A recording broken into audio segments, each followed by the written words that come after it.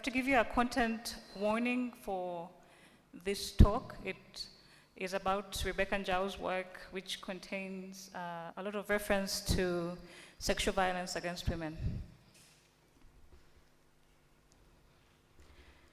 Rebeka Njau who was born in 1932, is a Kenyan educator, writer, and textile artist. Njau is widely considered Kenya's first recognized female playwright and a pioneer in the representation of African women in literature.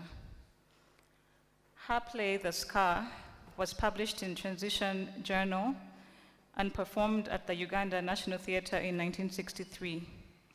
A second play, In the Round Chain, was performed at the same theatre in 1964 before being banned by the Ugandan government. Her other works include the novels The Sacred Seed and Ripples in the Pool. This work examines her memoir, Mirrors of My Life, and other texts that borrow heavily from Njau's life in a way that Alex Wanjala terms quasi-autobiographical. Concerning her extensive self-archival work that utilizes autofictive techniques of active memory keeping in a similar vein to the memoiric art of Akweke Emezi and Helena Wambembe, I feel. We can posit writing as a necessary act of agency for artists, femme or otherwise minoritized, whose work exists on the margin of the canon. This work attempts to follow the remaking of women's lives in Njau's work as a possible parallel to decolonial thinking and revision in a post-flag independence period in East Africa by proposing a co-reading of the original and revised versions of her play, The Scar, and the novel, The Sacred Seed, to illustrate healing pathways and solidarity between Mariana, Noni, or Tessa, depending on which version you're reading, and Mumbi. Njau's work is an indictment of the violence prevalent within power structures that uphold patriarchal systems, whether traditional African, colonial or post-colonial, within the church, by the state, and as a function of capitalism. Her writing, though set in Kenya, is applicable within context across East Africa, with its comments on the brutality of governing powers, both colonial and after flag independence. Anna Adima partly contextualizes the East African literary scene in the 1960s by referencing the Conference of African Writers of English Expression of 1962, during which Njau and Grace Ogot were the only two East African women writers present. This photo is an artist impression by Dada Kanyisa, and the custodian of the Kanoni Sanctuary speaks a manifestation over a piece of land that functions in this story as both protest and refuge. I gave 5 of you cards with these excerpts. I will ask the person who has the first reading to please read it out loud. And if anyone wants to join, this is the reading, so feel free. It will be a place where women will shed tears of joy, blowing their horns as they dance, singing in jubilation. Their streams of bitter tears will find an outlet to the lake, and the reeds will tremble in the wind as the women dance and sing, whistling at the fountain of sparkling beauty, where their broken spirits will be revived at the life-giving fountain. Thank you. In her memoir, Mirrors of My Life, which I think everybody should read. I have a copy, but get your own. Njau shares that even though her plan to study drama in the UK was derailed by a racist British colonial official who suggested that she focus on either nursing or teaching, Reading Kafka inspired her to continue to explore the interiority of character and uses this medium to self-archive. Several instances in her memoir mirror events she has written about in her literary works. In both The Sacred Seed and her memoir, Mirrors of My Life, Njau details an incident in which one young woman is assaulted in a forest while another escapes. Her distrust of the state, church, and men is another connecting theme in both her fiction and memoir. Njau speaks candidly about her abusive marriage and subsequent divorce. She classifies her memoir as a series of lamentations, first as a performer in her teens and early adulthood, and then as a textile artist working mostly with tie and dye.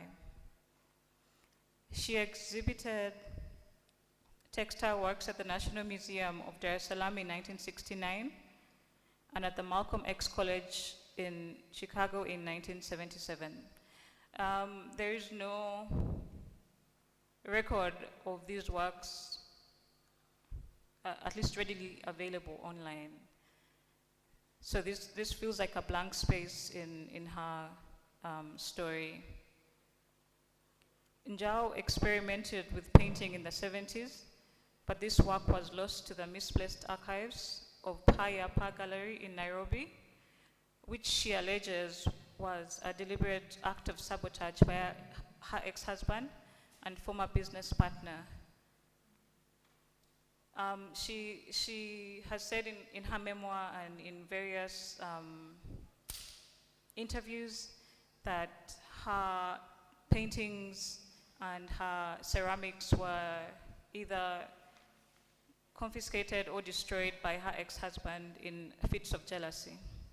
The second video. Okay, I'll ask.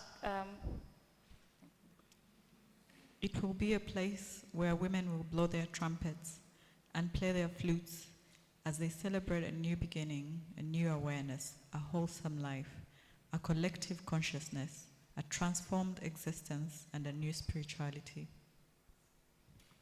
Thank you. I made the choice to keep this text on the screen while we talk about these often, I think, difficult themes, so that you have this imagery as we talk about the difficult themes. These texts spotlight a rich culture of orality that posits body and place memory as a continuation of indigenous knowledge. Alex Wanjala asserts that in using myths, ritual, and stylistically individualized speech of characters in The Sacred Seed, Njau refracts her text and makes it more objective in its delivery, in order to speak directly to us as readers, with the effect of making the tale more believable, as it is seen to be part of the oral heritage of the community. I think we can see now that it is also believable because it is mostly her real story. Njau writes about her close relationship with her maternal grandfather and how he influenced her work. On reflection, Guka, my maternal grandfather, was a great inspiration to me during my youth. It was at his homestead that I got the opportunity to learn about the complexity of nature. I loved being in the wilderness. Njau further describes her relationship with a much older woman, Wanjiku, who lived in her grandfather's neighborhood and taught her about Agikuyu spirituality, for instance, the significance of the number 7, which symbolizes universality and is used during rituals and ceremonies. This experience of intergenerational learning is reflected in how she portrays Tessa/Noni's relationship with Mumbi in The Sacred Seed. It's unclear whether Mariana receives a similar kind of support from older women as she faces the trials depicted in the scar, but she does have the support of younger women. Let's go to the third reading, please.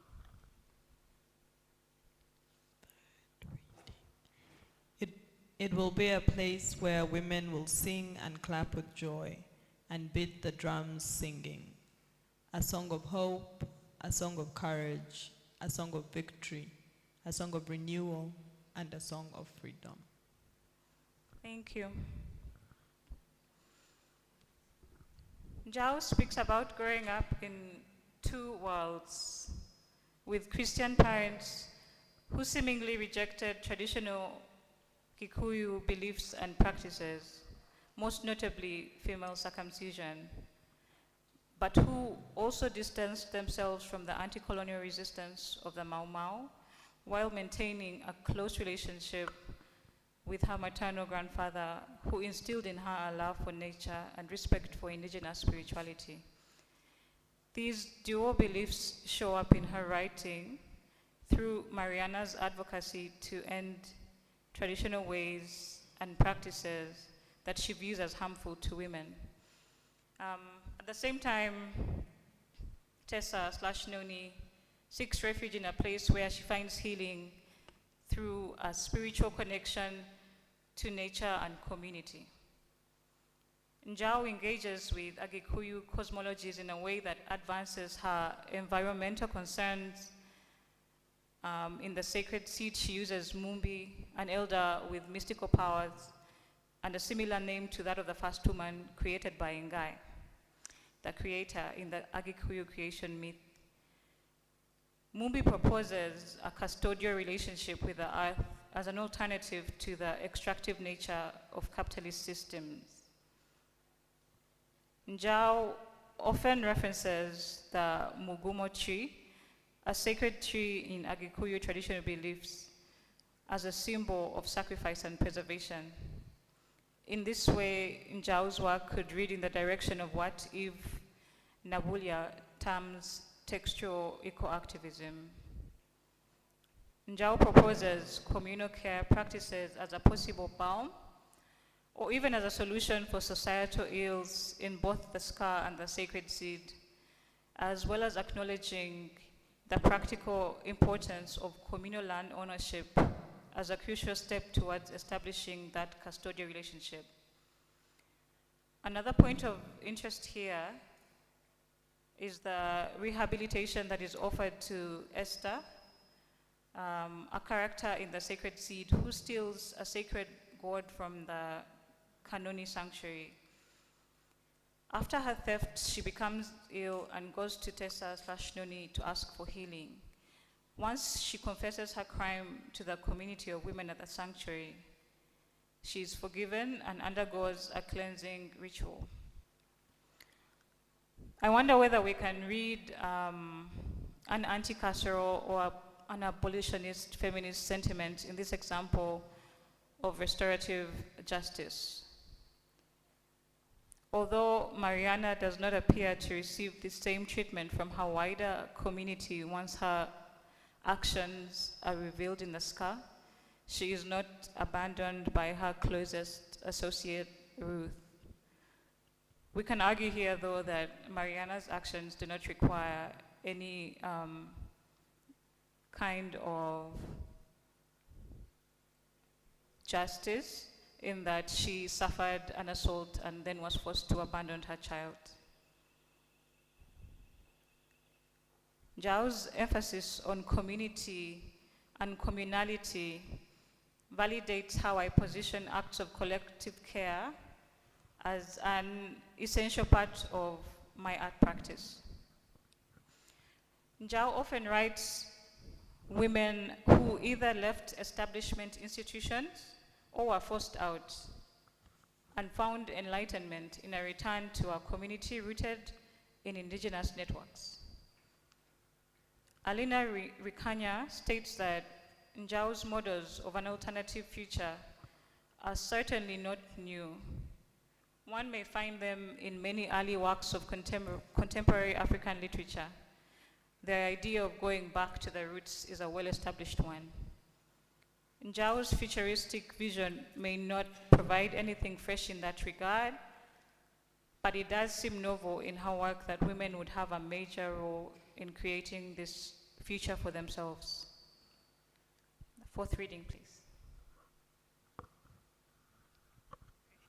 It will be a place for children bottled up and trapped like a bird in a cage, at home, at school, and at every corner they turn, will sing and pour out their feelings of joy, hope, sorrow, and fear, and express them with their creative hands, so that through their creation, they will understand their worth, their goal in life, their rights, and their responsibilities. Thank you. There is a recurring motif of sacred space in Njau's work that is often illustrated as trees, caves, and most commonly as a pool. In her memoir, she traces a fascination with pools stemming from her description of her grandfather's home. It was there that I learned the complexity of nature. He had dug a pool to hold water since there wasn't a river nearby. To me, that pool was like a mirror. The water was very clean. We didn't fear drinking it. At Fort Smith near our home was also a pool, but it wasn't like the one at Guka's. When I write, these pools always come to mind. One is friendly, the other is hostile. Following this logic, I think that Njau writes about sacred space in a way that does not always translate to safe space, at times locating horrific violence within them. In The Scar, one of the young women that Mariana attempts to shield from forced circumcision is trapped and assaulted in a cave that was thought to be a safe hiding place because of its sacred status. In The Sacred Seed, Kanoni is mutilated and murdered in the shade of a sacred tree. Although I am resistant to the idea that pain can serve a noble purpose, we may read a certain progression of imagination in Njau's treatment of the aftermath of Umbui's assault in the caves versus Mumbi's reclamation of the blood-soaked ground that becomes Kanoni's sanctuary, which was named for the woman that was murdered there. Njau rejects the ideal of sacred space that excludes protections for vulnerable populations or as simply a performance of prevailing power. Njau writes grief as an active practice that seeks to transmute the wound into a site of healing. And when I am talking about this, or when I'm thinking about this part of her work, I find myself thinking about the work of other artists and activists who are making work as a monument to the collective and personal grief of violence against women. Christine Ayo's dedication to the memory of women murdered in Entebbe and surrounding areas, in voicing Entebbe for Kla Art in 2018. Imi Mali's 7th gathering of Ira the Granary that focused on holding space for this grief, as well as Gabriel Goliath's sonic landscapes that mourn and memorialize South African women murdered in incidences of gender-based violence. In This Song Is For and chorus. As recently as this year, there have been protests held in Kenya against the prevalence of violence against women. 5th reading, please. It will be a place where souls polluted through hate, anger, and ignorance will be immersed into the cold waters of the spring, and the impurity of their souls will find an outlet into the lake. Thank you. one of the most prominent ideas that stands out to me as I continue to read Njau's work is that radical imagination must be an active social movement practice. It must be an evolving practice of revision, of expansion, and of inclusion. This takes me back to my first set of questions. What possible versions of Mariana can exist after she seemingly gives up? Is it an end to her dream and ambition to change the lives of girls and women in her village? Does Tessa have to forsake physical pleasure and the possibility of marriage with Muturi for our community responsibilities? Must they sacrifice themselves for the greater cause? My early notes in response to this work included the idea that I would write an alternate future for both these characters, a sort of after scene, one that didn't fill me with so much rage or resignation. But then I read the revised versions of these texts, the self-published paperback edition of The Scar from 2019, and a digital edition of The Sacred Seed published by the author's children, Hannah and Marina Njau, in 2022. In 1986, Njau spoke to Adeola Francis about how her disillusionment with the state of women's liberation and safety in Kenya, and I think we can expand this to the region, informed the often tragic outcomes of her characters. As I read these revised texts, I envision Njau wielding revision as an act of radical imagination in which she rewrites women to actively remake worlds, even though the world currently is still mirroring the world that she was writing in the 60s, in the 70s, and in the early 2000s. In these iterations, Mariana publicly claims Maria, the child she felt forced to abandon. They reconcile in what I read as a glimpse of more tender possibilities for both of them. Tessa, Noni, and Muturi consummate their relationship and have a child, Kanoni, who is named for both the woman and the sanctuary. I feel that this child is born into a community being remade or remembered. If there's one thing that I would like you to remember from this presentation, it is the invocation that it will be, that we can imagine different futures and actively make them. Thank you.